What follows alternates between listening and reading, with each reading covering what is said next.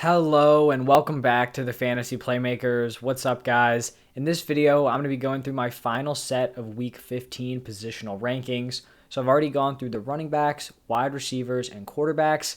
Now it's time to talk about my top 20 Week 15 tight ends. And let's just get right into it. Starting off here with the tight end number one, it has got to be George Kittle. He is currently dealing with a little bit of a knee issue. He missed practice on Wednesday due to knee soreness. Hopefully, this is a situation where they're just getting him a little bit of rest. But after his last two performances, I don't really think we can put anyone above him. And it's not just one of these situations where it's kind of just chance that he's had these big games. There has been a major shift in this offense with Deebo Samuel acting more as a running back now. He's basically been totally removed from his receiving work, and that has opened things up big time for George Kittle. So I think if they continue to use Deebo Samuel in that way, George Kittle will continue to produce as the overall tight end one.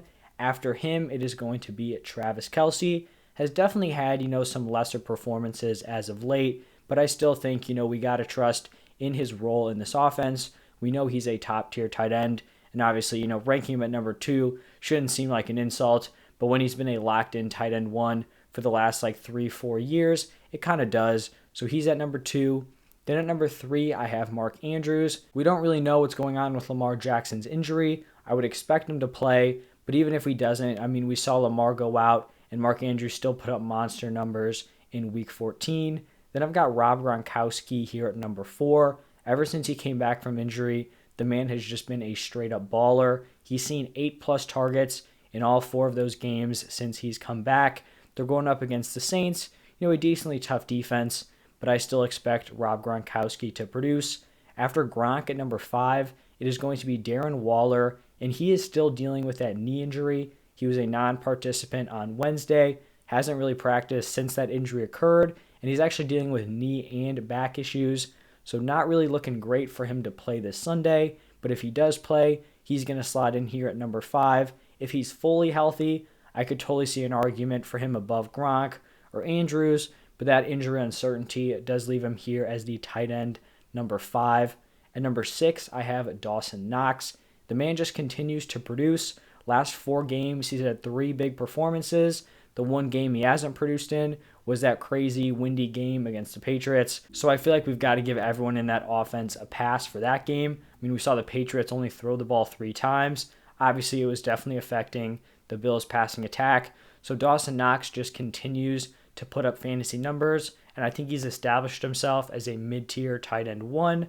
After Knox, I have TJ Hawkinson, and he is also dealing with some injuries. He has not practiced this week with a hand injury, so we don't really know if he's going to be good to go. Obviously, if he's out, you just take him out of the rankings, and you don't really want to deal with their backup tight end. If he does play, I think he's a solid, mid-tier tight end one option.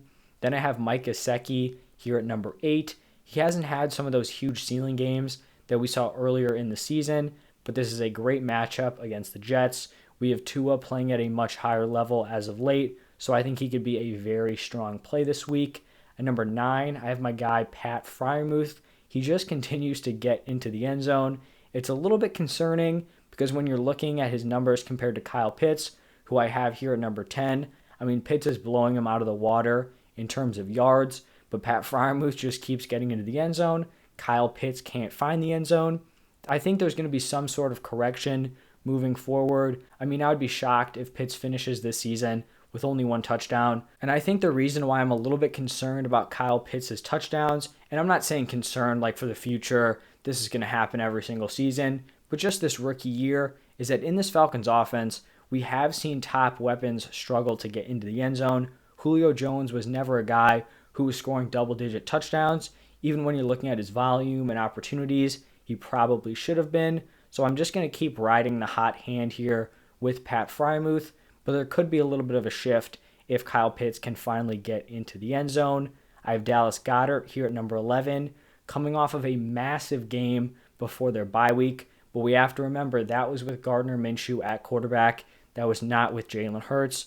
Jalen Hurts has been struggling in the past game, so I'm not going to be jumping on the Dallas Goedert bandwagon just yet. And then at number 12, I have his former teammate, Zach Ertz. He's always going to be hovering in this lower tier tight end one range, but he did actually get some decent news for his fantasy value. Obviously, it's bad news overall that DeAndre Hopkins is going to be out for the rest of the regular season. But for Zach Ertz, I feel like this is just going to lead to more opportunities for him on a high-powered offense. Now that we're kind of getting into the higher end tight end twos, I'm going to start it off with Dalton Schultz here at 13. I think almost every single week, I'm just a little bit lower on Schultz than consensus. And I think it's just because when you have all these weapons together, I just don't trust the overall volume that Schultz will see on a week-to-week basis. I mean, when you have Gallup, Cooper, and CeeDee Lamb all super involved, I'm not sure that Schultz can provide you that nice floor for week-to-week fantasy production, but he's still someone who's in the same tier.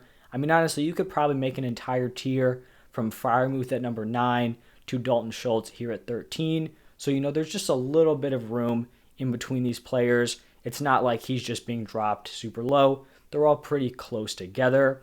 After Schultz, this is where I don't get super comfortable at the tight end position, and it is Tyler Higbee here at 14. I don't love him in my lineups, but he's got a decent matchup against the Seahawks. He's a tight end on a high-scoring team, and obviously this is assuming he gets off the COVID list. Don't really know what's going on with that whole situation.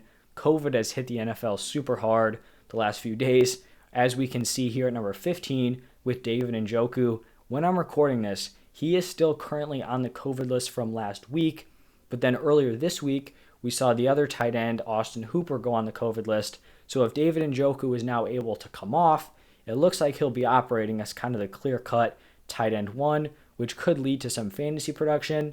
Obviously, their entire roster has just been destroyed by the COVID list, so I'm not super confident in the product they're going to be putting out on the field. But I mean, a tight end 1 on a decent offense is definitely someone just to keep your eye on.